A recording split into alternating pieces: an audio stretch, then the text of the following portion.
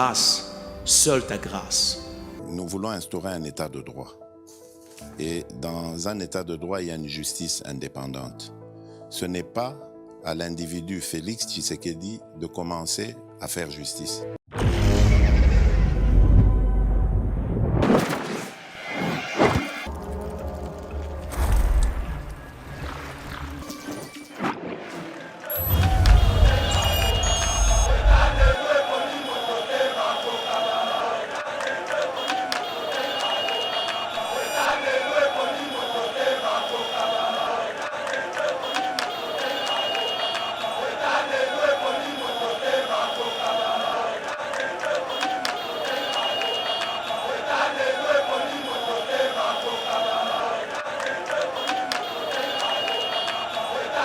Congo ya Tshisekedi eleki Congo ya Kabila.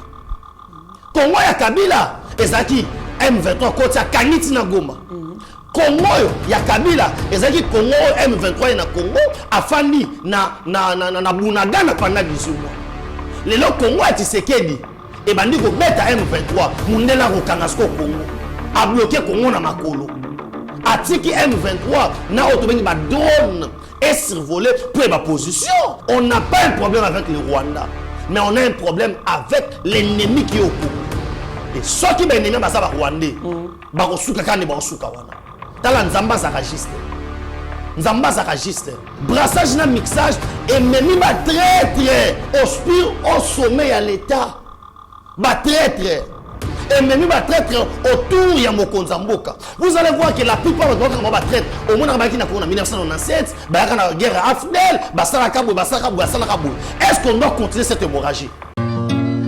Okapi Congo Service. Pour vos démarches d'actes de naissance, jugement supplétif, casier judiciaire et acte de mariage, contactez Okapi Congo Service au 07 58 12 18 04.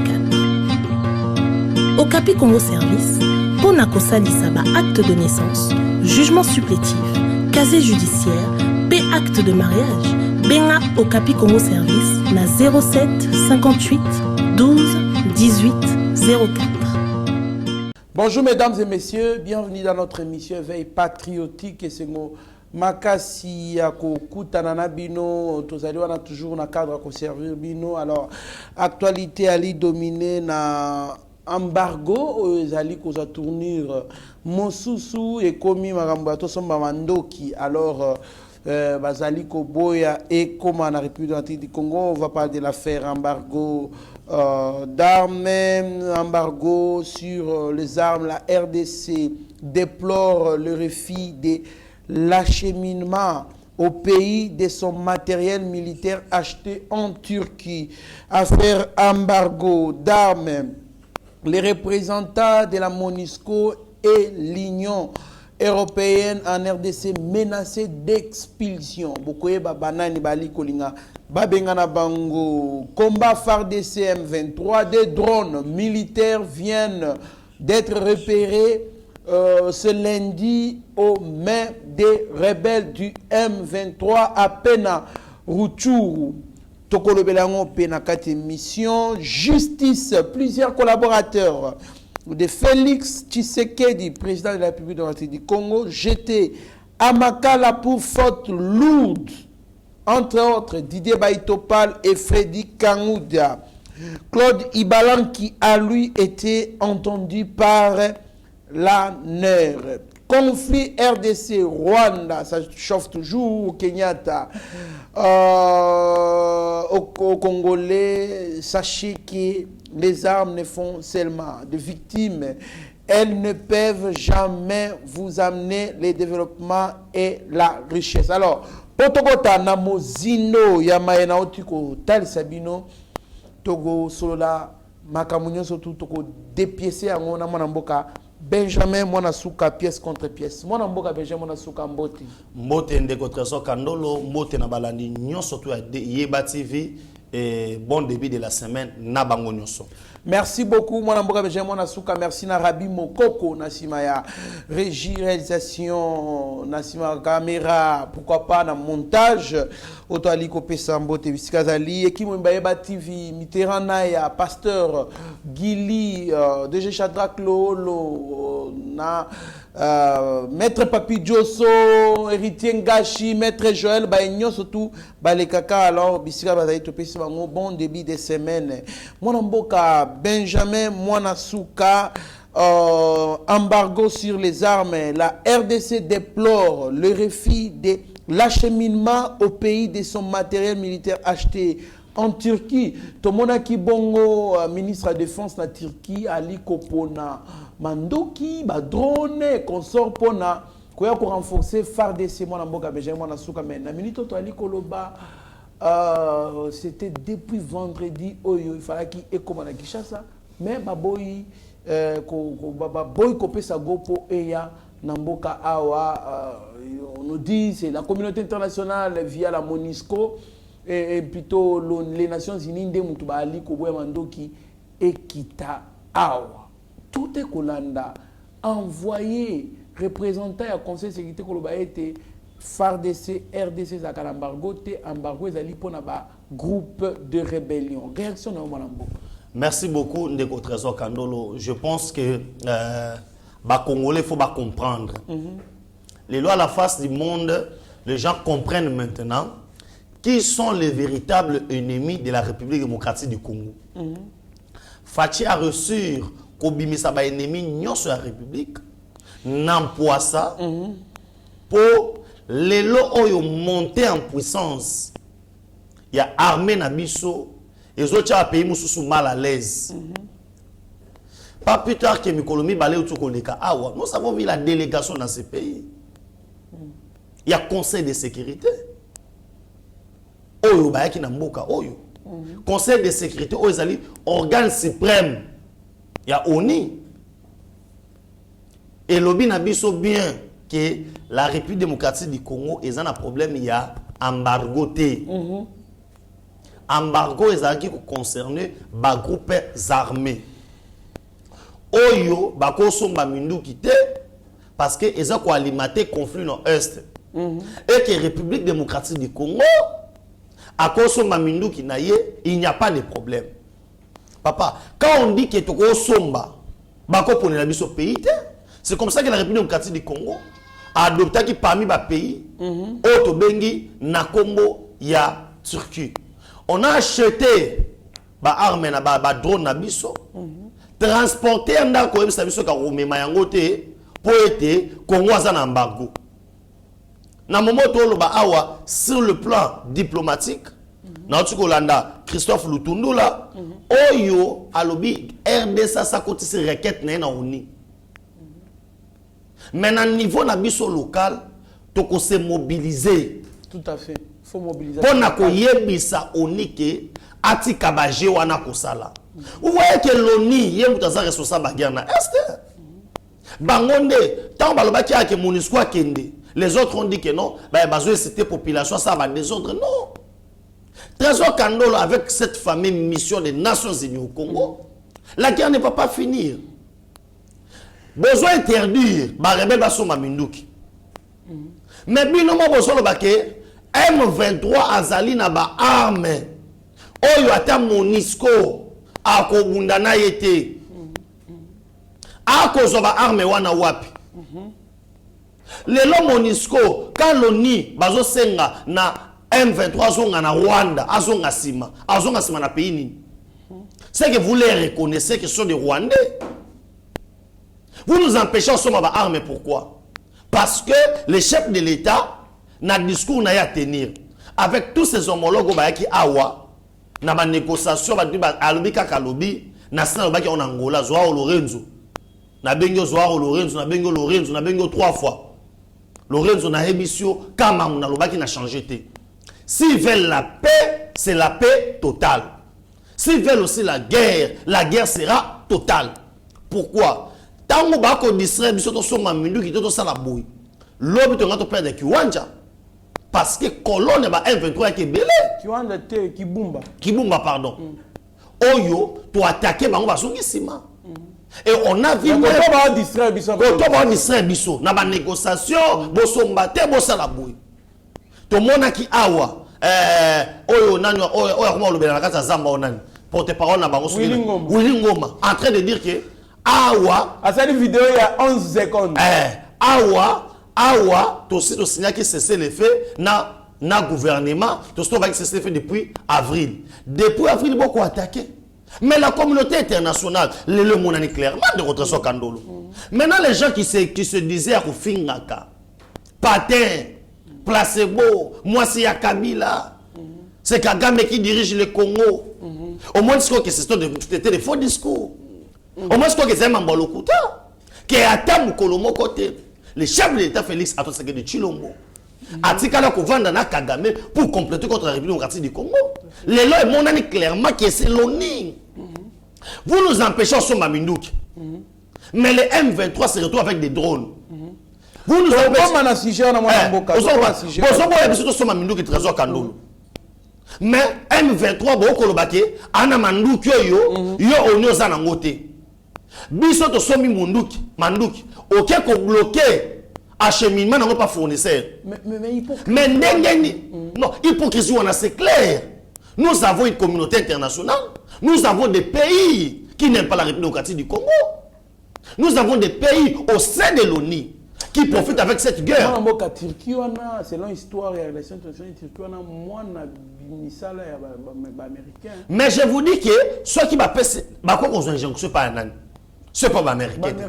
Les gens se rappellent un missile de Kiba.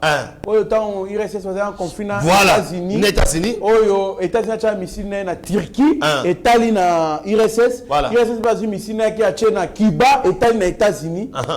Alors on va négocier avec ça va yo solingi tout négocier yo retirer missile na Turquie. Na pena retirer na Kiba ne ba négocier. Mais na yo kakutu missile de Kiba. Siège ya autant il fallait longo na Allemagne et que na Turquie. Turquie c'est les États-Unis. C'est les États-Unis. C'est les États-Unis. Donc quoi libérer on est moi pas si il fallait qu'on soit battant na Russie moi na mboka. Non, moi je pense que pays na pays ça ko marché na Congo. Par exemple, awa Serbia sur le marché. Pour être ba Julien Tibal na ba manêtre frère rouge à Bitumba Boutou. Si nous nous mettons d'accord na Serbie, to somi manduki. Yo yoté melango pourquoi? Les Congolais doivent comprendre que cette guerre pour ici là, il nous faut soulèvement populaire. Dire à la communauté internationale que guerre oyo tozana ngo bitumbo tozana ngo de contre Kandolo ezali au-delà ya Fati et comme likambu ya mobilisation ya ba Congolais nyonso et nous disons à la MONUSCO tozo bisa bitu keita tozo yebisa oya onina chantenier qui ba libérer minduki wana eya na Congo le Rwanda babando kangisa biso awa de contre Kandolo. Régime il y a 18 ans et tia Rwanda Congola banga Rwanda le roi mususu terreur na mutu et les lo frous wana ba Congolais ba longoli yango comme le chef d'État a déclaré la guerre totale.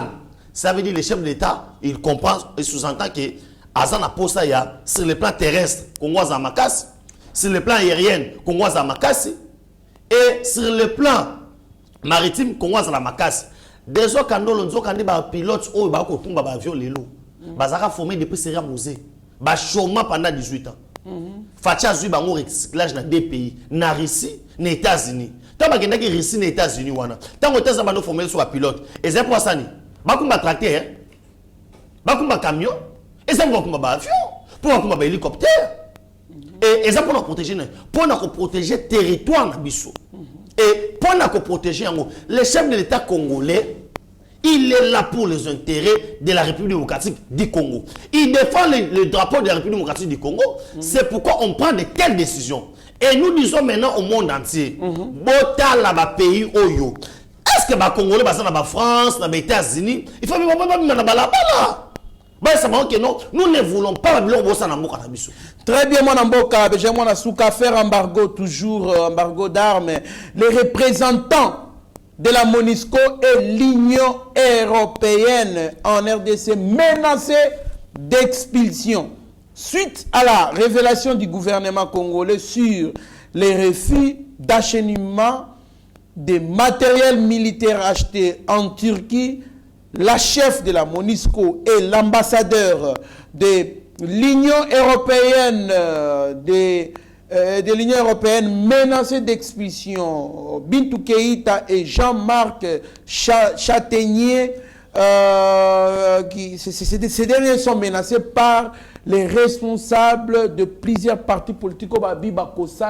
Maman na ba manifestation, ba pes bango 48 heures Bintou Kiwana ba libérer ngoya. Ce qui ba été ba kocha pression na gouvernement de sorte que ba expliciter ba mouvement. Ndeko taso kandolo. J'aime na lingité tola ta coloration ya ba parti politique qui sont des faits privés. Et comme on les a dicté à Batumoko Boui. Mais j'aime que casquette Makamo, ça ne concerne pas les partis politiques. Ça concerne les Congolais en général. Et ces Congolais en général, on doit prendre conscience. Il y a Kosani, il y a Kosala déterminé pour biso ba Congolais to bima. Au moins ni Babylon sur les partis politiques. Au moins que biso opposition to kendete, biso ba société civile to kendete. Pour ce que le roi va bien ça que le Kouana et qu'on marche. Mais j'aimerais que les Congolais tout n'en rêve patriotique. Oyo Asani à comprendre que on doit se mobiliser parce que sans mobilisation ces gens-là ils sont prêts au sein gouvernement biso mabé. Baza prêt au triquer biso. Les hommes à Kambo comme la fachi et les qui n'a pas de décision oyo Moussa Zouaka. Moussa Zouaka ba décision na précipitation. Facha zo ba décision lentement mais sérieusement. Oyo ça la passe. Ils allaient pilil à meurtre. Oyo munela ko komelate. Oyo munela ko sentir te. Facha zali en danger. La République démocratique du Congo court de grand danger. Pourquoi? Parce que quand on nous empêche de se défendre, ça c'est nous empêcher de se défendre. Donc, bazo beta ba kanyo maboko. Bazo tozo bunda arbitre na katikati ayaka nginga maboko. Pour wana beta. Pour Monique ngana ko esaki muninga na se arbitre abeka kanginga maboko. Akolo parce que bo bunda na bunda ndengeni. Quand vous nous empêchez d'acheter des armes, toko bunda ndengeni. Donc on défend le territoire na biso ndengeni. C'est pourquoi on doit dire à notre gouvernement la vérité. Toye ko la pe ko tala bato balinga kabiso. Ba on peut balinga kabiso te botika bango. Très bien mon amboka, mais j'ai mon asuka en tout cas toi ali ko senga na ba congolais nyonso tout au téléma. Ce qui m'indique qu'on a été biso nyonso na balabala, nous devons marcher, manifester, montrer notre mécontentement par rapport à un comportement hypocrite. Il y a la communauté internationale, Oyo, Bazaliko, Bomabiso, mais non, Kofoula Biso, Pépé. Bazaliko distrait, Biso, mais j'ai entendu Baba distrait, Biso, dans la négociation, consort, Batina Bémissaire. Et pendant qu'on a, l'homme de Kibumba, va récupérer un côté M23. Heureusement, M23, FARDC plutôt, qui bien positionné, bien déterminé pour nous repousser les sous-musiques.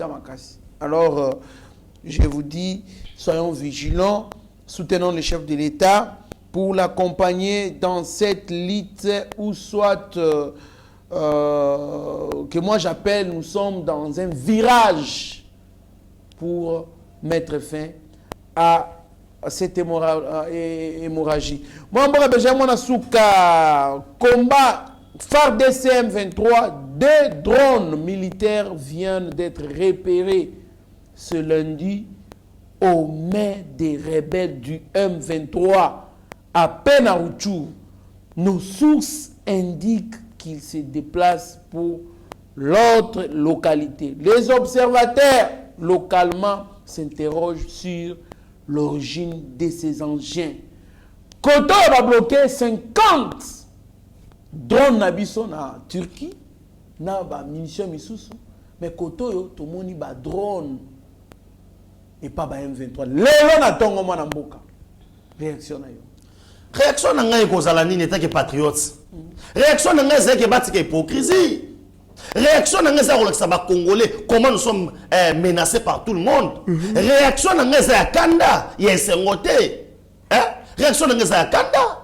Yesa ngete ke Congolais ko sepena nini. Réaction na ngai lelo kozala nini. Ke bande na ba continuer kokufa. Aussi longtemps bazo ko empêcher biso. Mais ba rebelle ba ko kozala ba drone bazo yango wapi. Et tambola ndenge nini. Et tambola ndenge nini. Est-ce que ba yebi ke oni ba contrôler la kete? Ouais, ba contrôler.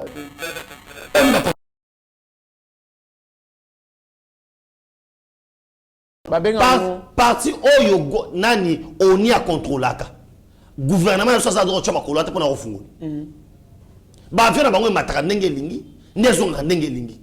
Mais quand les rebelles ont des drones, je pense que ces drones là sont repérables. Bakoye ba ke drone oyo ezali fabrication ba tuboy. Bazali les premiers qui ne kanga place sur somba ba drone. Mais bazali incapable ya ko bloquer ba rebelle parce que somba ba drone. Ya wana il faut coopérer na ba état oyo, ça ne pourra pas passer. Le Kola ba Corée du Nord, ba Russie, je ne vois pas comment est-ce que la communauté internationale peut influencer à la Russie de ne pas acheminer les armes ici. Je ne vois même pas. Mais ko trésor kandolo, to koma na makambo wana. Tant au côté na mambo ba arrestation, to koma na makambo wana parce que au tin na ngata suna kende vite en besoin na mambo tango ko loba wana. To koki ko koma na niveau wana nanu te parce que entourage nanu ya mokonzi eza nanu malamu te de ko trésor kandolo. Ça c'est exposer notre fatigue. Et ça, la déclaration de guerre contre Rwanda, il ne fallait pas Fachi abimisa yango na munoko. Ça allait donner des ailes. Nabatu oyo, c'est pourquoi je te dis même marche oyo, yamakama monisque kende. Il faut l'ongwana coloration. Il y a un parti politique. Il faut la société civile et ça le peuple congolais. Parce que ce sont des partis politiques, ils vont dire que non, on a organisé ça par les partis politiques. Et ça, le gouvernement na bango ne mutu à côté de bango. Mais si c'est la société civile, c'est pourquoi la société civile doit jouer son rôle. Si c'est la population qui sort, ne retransons Kandolo. Yebisanga, quel est ce parti politique? On a organisé que non, les 30 jours photos d'indépendance. Parti politique ni. Et ça quitté? On sait que ça a bako? Non. Bao basaki menkota na match ba bimi na stade, bao basaki boye mbala mo ekali Congo mobimba. Mbala moko. On doit enseigner notre population. C'est pourquoi il y a patriotisme. Il y a civisme. Mutu ayeba. Bolingo ya moka. Kandolo, c'est très important. On doit enseigner ça à nos enfants dans bas âge. On doit enseigner ça. Bana baye ozomona boye makamuso ko komela biso batu bayebi elengi ya ko défendre mboka te batu bayebi utilité ya mboka te moko eza biso to ko lege na ba génération future na biso nini soto tiki yango ke na mboka monguna soto tiki yango lelo la MONUSCO est incapable de commenter bazali incapable ya koloba la France 24 a kopeta masolo ya ba drone wana te. Ils ont créé même leur armée numérique. C'est pourquoi tous ceux qui sont dans des groupes WhatsApp, il y a des fake news. Oyo et quoi affaiblir l'État congolais. Et quoi affaiblir l'armée nabiso. Mais ces rebelles là, bazala drone. Bazali auto bengi ko kambama ba pesa millions pas banani. Banani bazo appuyer bango. N'est-ce pas cette famille communauté internationale? Cela veut dire on y a zaki incapable de M23. Il y a repoussé M23 pour avoir un matériel sophistiqué. Voilà. Mais Congo, on a qui faible lobby. Et Yembanango, Congo boko kamwa lobby, boko seka lobby, lobby boko kamwa yango. Congo ya Tshisekedi, et l'équipe Congo ya Kabila. Congo ya Kabila, et zaki M23 côté ya Kaniti na Goma. Congo ya Kabila ezaki Congo M23 na Congo afandi na Bunagana pendant 18 mois. Lelo Congo a Tshisekedi et bandi ko beta M23 mundela ko kangasko Congo a bloqué Congo na makolo Atiki M23 na autobengi ba drone et survolé pour ma position. Hier on n'était pas vigilant. Bah partout c'est ngékoya. Tant on ngékoya. C'était quoi? Ça allait être seulement ces médias là. Les M23 reviennent avec force. Ils ont fait tomber ceci. On doit comprendre ça. Benjamin Asuka, ba drone on les le côté pas Sukhoi. Moi Sukhoi. Soit Matikaka. Drone on a. Obi sango ya Sukhoi pour yeba yango. Muto qui impact à Sukhoi. Oui, ngomate. Ah, ça une vidéo 11 secondes. Tala, à lobby, hein. Et le coyo. Peut-être on a publié sauf civilité. Que y'a aucun moisani. M23 ba congolais. Mais 0 mort. Nangamba Congo. Mais na territoire monté à Congo. Secteur mon côté, village mon côté. O baleli que non, sokola nyati ba bomba wa. Tala batu bango wakufi. Mais curieusement, matanga yende na ngambwa Rwanda. Il y a des vidéos papa. Trotine la binongo. Ba vidéo ça. Matanga ndenge ba okunda bibebe ba sala ba cérémonie ndenge ba militaire ba kufaka. Ne ba kuna matanga. Ba betina ba bala likolo. Matanga. Ba colonel, ba major, matanga. Nanu bani, nanu toke na ba. On va exterminer l'ennemi. On n'a pas un problème avec le Rwanda. Mais on a un problème avec l'ennemi qui est au Congo. Et ceux qui sont ennemis, c'est les Rwandais. Ils sont Tala Nzamba Zakajiste. Nzamba Zakajiste. Quand le soleil se lève, tant que le beau quand Nzamba est le maka. Nzamba kota bitumba oh ba américain beaucoup. En Afghanistan basuki. Na Irak basuki. Ba rappela ba troupe na bango. Tala notre tala pepe kala embelo komoko. Notre cause est juste Tolonga. Si ce pays ici nous amène à taper sa biso, et dans la États-Unis à Télémi, dans la dernière minute, babanda kondimate que non, source lelo. Au milieu des apôtres sur Kandolo, il ne peut pas faire même des déclarations parce qu'il y a l'angle politique, électoral. Tant que l'on va boyer, à comment populaire kuna. Passe bateau ba kokufa, yoko lugo comme président, na place ni. On va donc aussi là. Si tu veux être réellement président, commence d'abord aujourd'hui en donnant des discours de mot d'ordre. Oyo et comme ça là que ben lecteur non pas à l'envie. Tina 2023. Tina 2023. Mais babiloko tout le monde ba kangi ba drone oyo. Et ça qui biloko ya classe politique mobimba bi que non ba preuve ya ngoyo. Parce que ba drone wana ezali na fabricant nango. Ba ko yeba ki ba somba ki on pas ya moto boye. Et où ta ki place boye. Ça veut dire on est en train d'alimenter les M23. Yango fati nzamba zana yo. Malgré les négociations, les FARDC va fanditer. Malgré les négociations, les troupes kenyans sont au Congo. Quand on négocie, et le ban on est mis, natang oyo, bazo bunda pour nous rebâtir. Alobi bozo tonga, na loboko moko, koto bosimi mopanga. Koto toke na ba négociation, mais koto yo paix, bitumbe ko continue. Balobi qui veut la paix aussi prépare la guerre. Merci beaucoup. Qui veut la paix prépare la guerre. Toujours conflit RDC Rwanda. Ça chauffe toujours, mais papa Tomoni, émissaire Tamboli, médiateur Laurent Swazaki na Rwanda, Yepe Awa, Tomoni, président ya Guinée, Azaki na Rwanda, Yakipe na Congo, Tomoni, Uhuru Kenyatta, ancien président.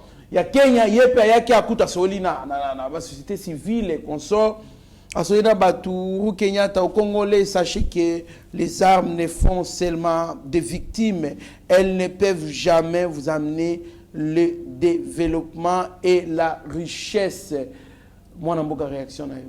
Réaction à Ngaï. Qu'est-ce que Fatia conseille? Ezali rôle naïe. Un facilitateur à Royal Nin. Alors, il y a un cabinet de Bochana 7. Il y a un facilitateur, moi, il y a un facilitateur. Facilitateur, vous savez, il y a un quand on te met médiateur, on va pour apaiser les deux camps. Il y a aussi Yuri Kenyatta qui est de ce beau Panzawan. Non! Mais il sait aussi que la paix passe aussi par les armes. Ce n'est pas pour rien. Aujourd'hui, au Kenya, il y a Congo. Mais moi, je suis Kenya. Il y a président. Et tu n'es soldat. Tu n'es pas soldat pour ça, Bilanga. Tu n'es pas Nguba. Tu n'es pas Congo. Tu n'es pas commerçant. Il n'y a pas de soit il y a des gens qui sont en train de se faire. Et aujourd'hui, nalobi eza ba biloko ya boma moto.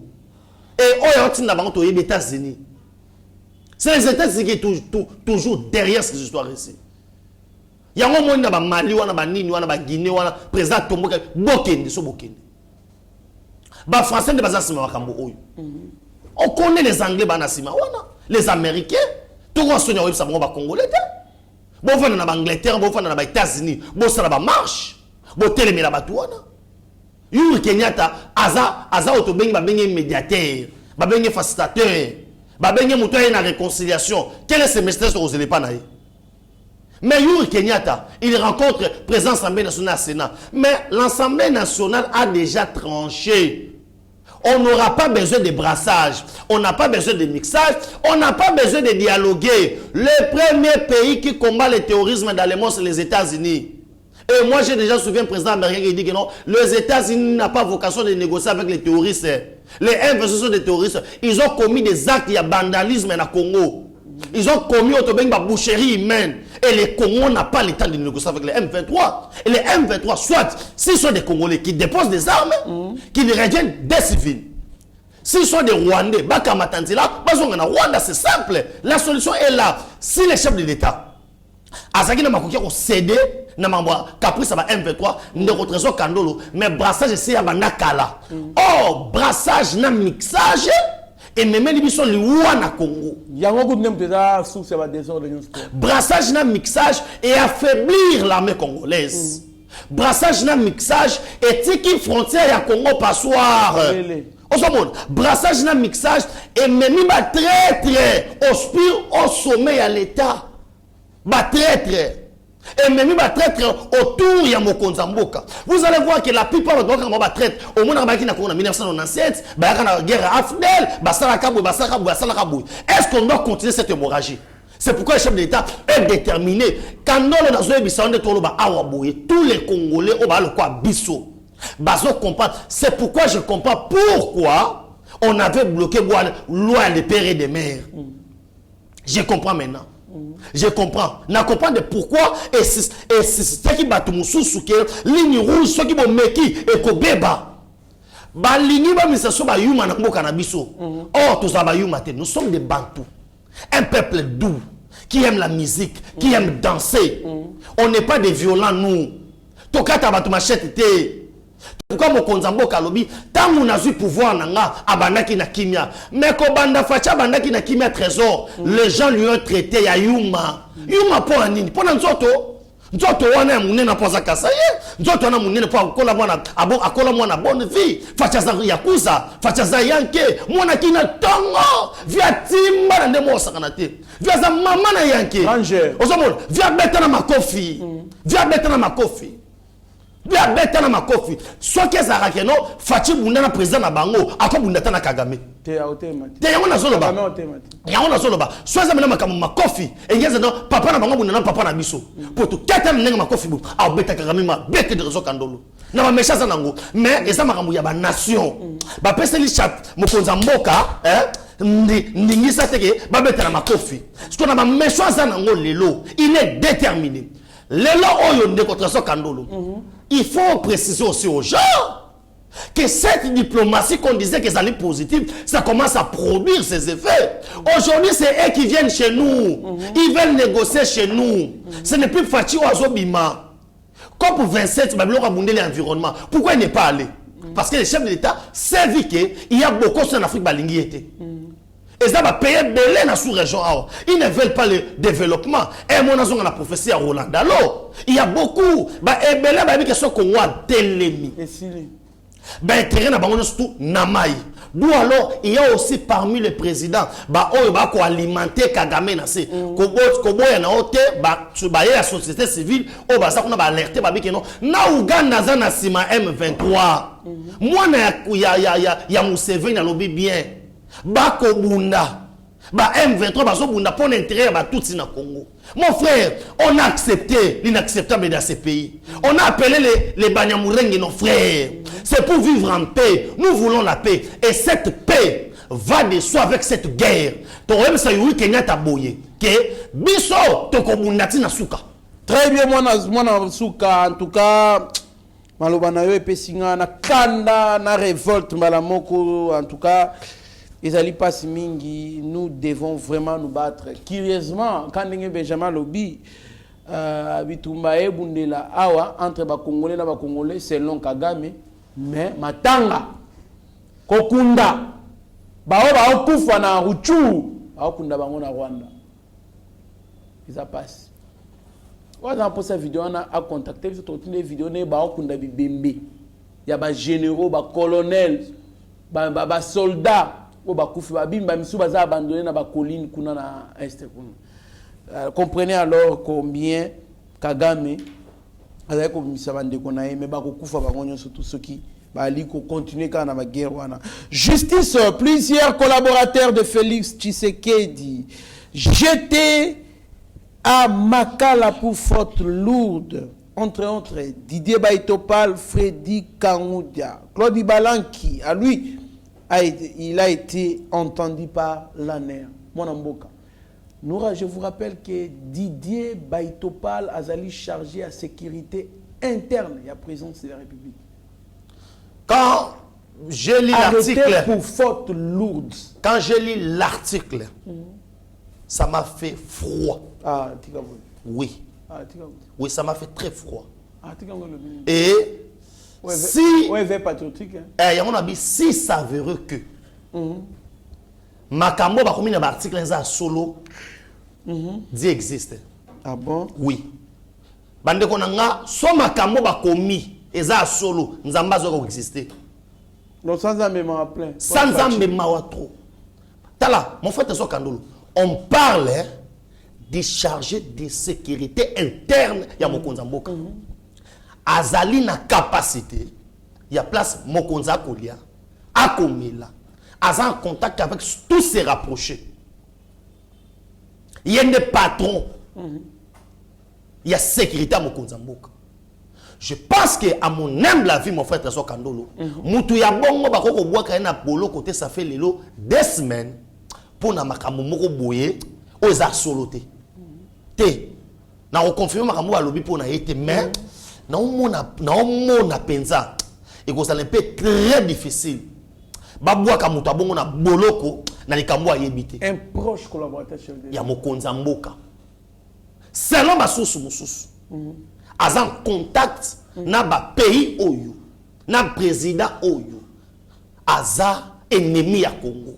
Wana selon ba source. Selon ba source wana. OK. O ba komi. Donc comploter azali en collaboration permanente na Banguna RDC ya Congo. Mes proches collaborateurs ya Mokonza Mboka. Là c'est grave. Ce qui m'a kamor remis dans l'article wana eza solo c'est que eza passé. Voyez l'environnement ni Mokonza Zali. Nous parlons encore de l'entourage. Fati, il y a des tshisekedistes, il y a des fatistes comme nous. Eza bato za na ADN. Il y a papa Tshisekedi. Le président Chim. T'es tout le temps comme bato, comme tout ça publicité bato. Mon frère Teso Kandolo, il y en a. Le président Chimotanga, il y en a plusieurs. Fati, on a bateau yo, ba fandisa idéologie cette na Badumao. C'est bateau yo, pona bango, c'est le Congo ou rien. Pona bango baza prêt pona nyo surtout pona yo. Tala mo tcha expérience na ba salaka boyi na nini. Ya zwa bateau ya yo. Ba leba papa kayembe. Papa Fati yo kangai. Na minute oyo, kandangie kweli yo. Biso atambanga oyo. Nana na mukanda place okendete ba récupérer ngai ozomona de ko na ndeko zala na habité bobonga na fleuve Congo to na océan ko sala rabilo ko boité surveille ton entourage papa entourage amadia bato boyi avec ce genre de makamboyo ce que ça solo maître Zokandolo mais c'est grave. C'est grave parce que Moutou a chargé sécurité interne. Tous les audiences à Ebikaso à côté qui na Moutou boy, Basola qui boy, Bakenda qui boy, à la telle place. Il connaît tout ce qui se passe. Après avoir posé à la telle place. Parce qu'il faut assurer sécurité. Voilà, il connaît tout ce qui se passe derrière les caméras. Lui il connaît même les secrets Moussoussou de Rotazo Kandolo. Avec ça, vous allez me dire que Dieu n'existe pas. Papa, Nzamba Zalaka. Et quand le chef de l'État avait pris ce pays, il a dédié ça à Dieu. Les gens ont crié que tout ça va blague. Avec Babylone Koyaboye, imaginez-vous. Son Zambaza quitté. C'est Dieu qui dévoile tous ces secrets ici. Bon, le Roland Alobaka, Dieu s'est décidé de mettre tous les traîtres à côté. Voilà. C'est comme ça qu'aujourd'hui, s'il est mis de côté. C'est quand Papa, combien d'accueillis? Combien? On a appris l'histoire, il y a quoi faire. On a appris l'histoire, il y a François Beya. On a appris beaucoup. On a appris l'histoire, il y a Gado, il y a armée, ceux qui sont là, ceux qui sont contact à monter. Mais tout ça, il ne résiste pas le chef de l'État. Mais, Balobaka, aide-toi, le ciel t'aidera. Le chef de l'État a eu le grand temps. Il y a un capoto, il faut changer te belé. Dans entourage na yo. Ba monsieur bakangi bango babi soi-disant moniage. Il y a audience. Moniage à audience. Ba monsieur babi bango bazana moniage à audience. Oh. Vous comprenez? Donc avant de dans la chose de deux fois PC mon. Ba Congolais belé sont dans la diaspora, ils sont venus ici au Congo. Ba projet na bango pour écouter un chef de l'État. Pour écouter un chef de l'État bazo calé bango.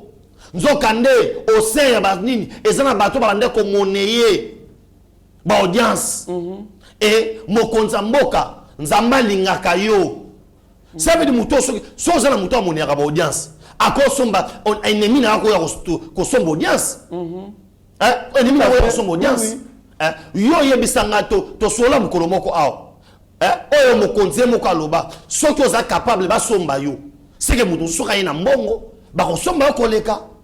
Si vous êtes proche à chef de l'État et que vous avez ma conscience na yo, vous avez audience c'est pas na yo. Vous avez pris en compte ça n'aimez pas mon konzamboka. Or on est en train de traverser tamoko boye oyo fachi atikali cible ya occidentaux. Cible ya batu sur le plan national. Cible ya Kagame. Moutouache Kabila, Moutouache Kagame mal à l'aise roi fachi asate. Kagame a réussi à battre quoi isa Mobutu. Les tout puissants, maréchal, Kagame a quoi ici? À quoi ici musée? Kagame a la liste musée. Et n'ambe mobali papa. Et puis musée a la liste na ignorance. Il était conscient de sa tête. Il a dit plusieurs fois. Il a raté plusieurs coups d'État. Voilà. Plusieurs assassinats. Ok. Mais Balalisi. Balalisi. Et aujourd'hui, Kagame comme ici Congo, passoire en attendant Kabila. Passoire papa. Kagame continue à Congo. L'armée rwandaise est entrée au Congo. Na mission. Oyo, nangana otile to yebakate. Ils étaient venus faire quoi?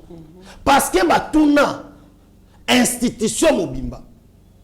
Batuna Assemblée nationale et lobby que président nanga lobby makambo ba yebo sala nanga pe na yebite. Ba benga na yepo aloba bongo. Kabila a rendre Congo ridicule devant Kagame. Kagame a kutani na Fachi. Fachi bandine na politique à makasi. Il y a pété. Le roi Yuma Moko Boui. On a crié ici. Aujourd'hui, ce que Zalina, Moutoazo Tia Kagame mal à l'aise, le roi Fachi Azade. Et toutes les cartes sont permises. Je dis bien, Nazo Senga na Mokonzambo, Moko Atombolo, Nazaga na yo. Nga defendaka yo. Nga tina na plateau, na defendaka yo na Congo. Pour na yebi que volonté no ya malamu, eza po bongisa Congo. Papa na sengo fungo la misu. Vérifier entourage, il y a encore des séquedistes. Et ça va tout mususu, n'est pas bisobo. Espérance est en côté, mais loyauté est allée. Nana espérance a mingité. Basa belé, quand ngate. Na bi pemeni na yoana, il y a de ces gens basa ma bec. Et ça peine à bateau yo, au sobo sana, fati fungo la ba agenda, et te séquedé d'attiquer la ba combo. Vérifier non miko changer nan. Oh ça deuxième mi-temps mo ponzi. Ba rattraper biso na score té, ozo mener déjà. Les lots oso facha zate nozo kandolo. Tozongi à zéro. Biso to sambo. Tozongi à zéro. C'est pourquoi na ko biso mon frère que makambo ba komi na article wana na ba kombo ba komi et salinga pasi. Et puis, obi secret monde de rotation kandolo. Obi point ba loi de père des mères et les quatre. La plupart ba politique c'est na biso. O ba kenda est. Na ko biso 80% soit aza un deuxième bureau ya rwandaise soit aza un point centre ya rwandaise et Kagame a travaillé comme mingi na service de renseignement na basi ya on mona ba décision mosusu ba to alinga to zwango te fachisika na okaka abangela ba bananka sine baza kuna azobangela bani baroba papa on a tué notre oncle azobanga matanga kota na famille moi ça là mais nous sommes en face ya makamwa ko lobakeno on doit rechercher des pères et des mères des Congolais au bazan loyauté partagée parce que le pays est en danger et Fathi est en danger et je demande na Congo mobima prions pour le chef de l'État. Très bien, moi Namboka, j'ai moi Nasuka, Tokobi Nasuka émission na biso. Merci nazali ko rappeler toujours que ezali na moi na moko le kaka awa où il fallait qui va faire l'opération jusqu'à là on va faire l'opération té. Merci na batoyo bazali ko contribuer, merci na maman Mireille. Alors famille wana ba benga ngai lobby pour la baka ki bazali ko zela toujours pour ba ko kisa $4,000. Jusque là bon ça insignifiant ce n'atteint bino moi donc au monaka que mon ana croître ko ya ko kuya pamba en tout cas s'il vous plaît bato mawa bobosa na mwana anate zamba tikala nyonga mutute ozana tout ce que vous avez contribué ba opérer moi na inane wana ce qui va opérer était au plus à la opération est comme difficile pour ba opérer alors batu ya mawa nzamba toucher mitema bino de sorte que bokanisa mwana na ba opérer. Alors moi mboka to aussi sa émission na retour ya Martin Fayulu surtout ali ko ba même langage na Rabi Mokoko achela biso vidéo na boto kutana sim. Mpiaka.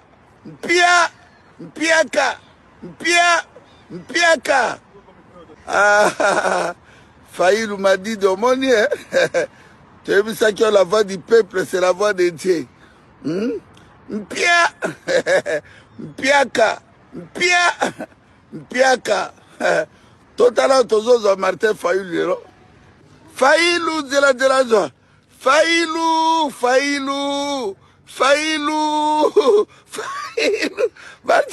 Madidi. Oh, mais la mali bato basate lelo.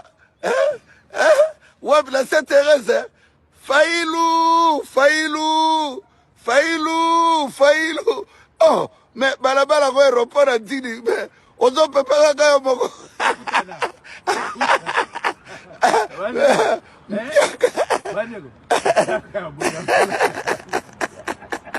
Moi mboka besoin moi na suka ngai moko présentement na za kilobi na prince parce que nga na yo moyebi place nga zalaka donc na boulevard Lumumba c'est 30 secondes. Na moni ndenge balekisa ki Martin Fayulu parce que lobby quand même on ne pouvait pas tolérer quand même Batubazala mais malheureusement batongo pe bazala quitté apparemment Martin Fayulu a bêti mpiaka to moni bokecho aliko sekaye mwana mboka. Oui bokecho a seki mais ba épargner quand Martin Fayulu. Ah tika quoi. Population mambo lobaki na TV5 monde ba Congolais bazana kanda. So basaki bongo tenga ba lapider. Ah bon. Oui, chango peneza est déterminé. Donc yemo né à dé balexé bon à sepela ki makasi. Makasi. Alinga banga bomaye. So batike Fayulu tambol. Sans la police. Ba je menga beta eti. Taka na miso ne mambweza oyinda na est. Yo zo opposition contre la République démocratique du Congo. Oba na finga mokonza mboka na média international. Zo jouer carte ya mo. Ozomona siko yebisa ngai ba empêcha kinde bato. Ba comme place ça. So nga ba comme place nga betaye. Pour Fayulu nenga zabu. À part makambo ya kofinga mokonza mboka. Quel est ce discours qui peut tenir aujourd'hui devant le peuple congolais? Quel est ce discours? Congolais ni nyango pena ko vanda pena wala nda Fayulu. Fayulu nenga zabu na niveau na ye azo mérité ko ni sala cours ya danse abina repa nyoka longo. Repa nyoka longo. Oui, ba danse belongo na nyoka longo abina kana Fayulu ne mutapesa kaye. Tika oui, grand danseur. Ça veut dire j'applaudis le peuple congolais. C'est comme ça qu'on agit. Bonne la sa maturité. Ce n'est pas que au moins un leader. Ataba peki ça qui n'engeni. Pas tu fallait ba yakaka. Ce que ça qui est c'est que dans mulumba. Na siège wana avant yakita. Masa c'est ngé beta. Bagage ngé beta. Population ngasa nini. Aya quand même. Et là qui sarake ça maintenant ça démontre na communauté internationale que moto et Boro linga ko soutenir parce que je ne vois pas communauté internationale miser sur Fayoulou qui n'est pas populaire. Là aujourd'hui vous avez prouvé. Pourquoi? Parce que bato anda obatama mwana bazé bato nouvelle élan. Tema nouvelle élan acha base na na changwana azana mwa bato ne mibale misatu. Lorsque obi ke bango mibale eza pena ko sala ko mwa boyoka nezate et Fayoulou croyait que ceux qui n'a tchiko ya nga dimanche. Le rôle la dimanche ça va bazana bandako bato wana to ba ko sala nini bakobima.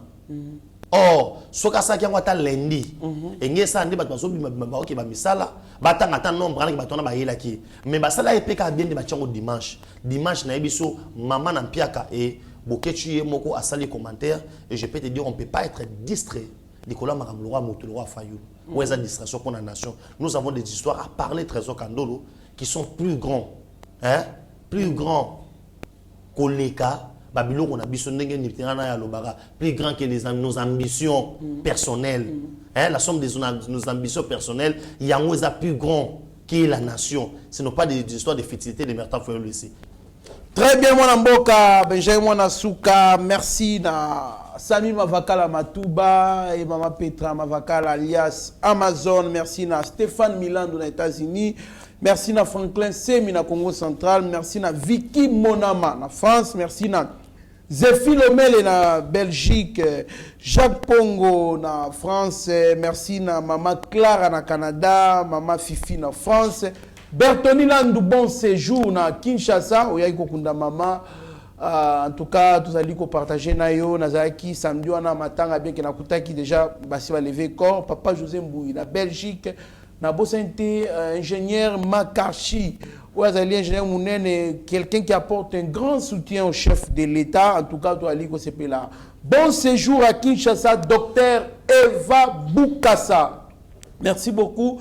Bon séjour, Nayo. Moi, je suis Benjamin Mwanasuka. Tala, caméra, ya Rabi Moko, que bon, on peut savoir le Yasuka. Merci beaucoup de votre Trésor Kandolo. Les 30 Oyo, le 30 novembre, les chefs de l'État face à la jeunesse congolaise, ensemble la jeune à 26 provinces nyonso bakozala awa na Kinshasa et tozana parler du peuple bisika wapi biso ba jeune on va poser ba question na biso et pas à mokonza mboka la jeunesse qui représente plus de 70% de la population ya Congo et kozala j'ai la question de réponse et kozala mbala ya liboso banda Congo ezala Congo un président de la République face à la jeunesse, bana mai, bana bateka kanguba, ba shege, ba onyo surtout, classe nyo surtout ba jeune ba kozala wana. Et initiative ya Conseil national ya jeunesse. Oyo ezali conduit par Ezo Kambamana président William. Oyo na koyesa bino tous les jeunes ba kozala représenter wana pour te poser mokonza mboka ba question. Et bokozala wana bino nyo surtout pour na kotoza la mobiliser après appel au mokonza mboka a 5 na ba chaîne surtout la mobiliser pour na mboka na biso ndeko Trésor Kandolo na koyebisa yo lelo oyo a te paso to wana ngo pour na Congo na yebite mais tika na pesa mbote na président Chikito Mushashino kolutu mbote no yango wana docteur Eva Boukassa on est là on est ensemble déjà ko yema belé ko mona na eko sa biso bien na rappeler na ba congolais surtout il faut tozonga na Congo on a posé son terrain na yo na $2,500 au bien qu'un numéro au plus de 143 9 70 40 89 57 plus de 143 9 70 40 89 57 bon mon abi bembe yaba rwandais ndeboli na mboka na bango to ebite banani ba bumi bango. Merci beaucoup mon amboka Benjamin Mwanasuka. Nous continuons à dénoncer l'hypocrisie de la communauté internationale, une communauté internationale qui est basée sur la criminalité, une communauté internationale cruelle qui tue, qui pille les pays de l'Afrique, et précisément la République démocratique du Congo. Tu as dit qu'on dénoncer parce que vous allez jouer G double. Vous venez ici pour nous dire nous n'avons pas l'embargo et quand on achète les armes pour venir vous empêcher l'acheminement de ces armes Nambo Cannabiso et puis on a fait les achats, il y a des drones, il y a Minduki, il y a Kitoko, il y a bien de capacité, il y a Koboma, Banguna, mais on remarque que Banguna, bazan ba drone presque au biso to sombi au boboy eya. mais bobo santé tozana Sukhoi oyo dans capacité à éliminer koboma ba drone wana. Alors GW wana tolinya ngote. Voilà pourquoi nous demandons avec beaucoup de respect na général Liwanga ya Afridex bo continuer ko sala ba munitions ba explosifs de sorte que esunga bongo FARDC na bitumba oyo bosala yango bosala ba explosif bosala ba bombe ravitailler les FARDC pour que nous puissions faire face na Banguna Nabiso. Général Liwanga, nous avons les informations de ces travail de titan que vous faites là-bas. En tout cas, continuez dans cet élan parce que vous êtes un bon nationaliste. Nous nous félicitons, nous continuons à remercier ceux qui font un bon travail. Gila Lingeti, tozali ko remercier bango.